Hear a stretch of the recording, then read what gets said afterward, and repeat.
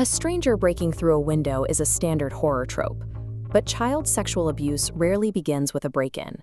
Most predators are invited guests, neighbors and friends who have spent months or years building a facade of safety. In the early 1970s, Robert B. Berchtold was exactly that person, a trusted neighbor who lived right next door. He used that proximity to kidnap 12-year-old Jan Broberg twice over the course of 2 years. During the first kidnapping, Berchtold took Jan to Mexico and married her. Her parents, paralyzed by his manipulation, waited days before contacting the police, leaving their daughter in the hands of her abuser. In the 1970s, society lacked a framework to understand this. Law enforcement didn't have the word grooming in their vocabulary, and there was no clinical awareness of how a predator systematically prepares an entire environment for a crime. This was not a spontaneous attack. It was the result of an invisible, multi-stage psychological trap designed to brainwash not just the child, but everyone responsible for her safety. To understand these tactics, researchers use the sexual grooming model. It identifies 5 chronological stages that track how a predator builds a psychological prison. The process begins with victim selection. Berchtold didn't choose Jan at random. He studied the Broberg family's dynamics and identified specific emotional needs he could exploit to gain a foothold. This leads to gaining access and isolating. Berchtold embedded himself in the parents' lives so deeply that he was granted unsupervised private time with Jan without ever raising a single red flag. Effective isolation requires a predator to neutralize the adults first. If the parents believe the predator is a saint, they will unknowingly hand over their child and ignore their own protective instincts. A successful grooming campaign works from the outside in. By the time the predator targeted the child, they have already manipulated the child's natural protectors into stepping aside. Berchtold maintained control over Jan by creating a bizarre, fictional universe. He used pre-recorded audio messages to convince her they were part of an alien mission and that he was a chosen messiah. This aligns with Stage 3, developing trust.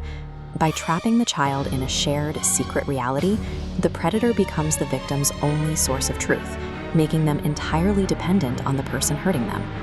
Berchtold then used his alien narrative to explain away cross-species mating.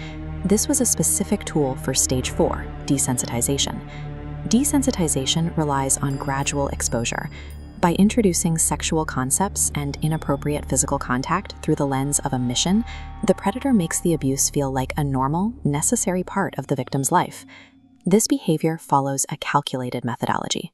It's a clinical process designed to systematically overwrite a child's internal warning system until they no longer recognize danger.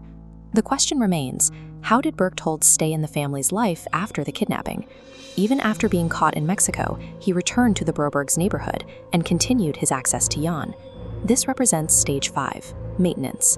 Here, the predator creates a cycle of leverage to ensure the family stays silent and the abuse remains hidden. Berchtold engineered individual sexual encounters with both parents. He used the resulting shame and the threat of exposure as blackmail, forcing the very people who should have protected Jan to become his accomplices in silence.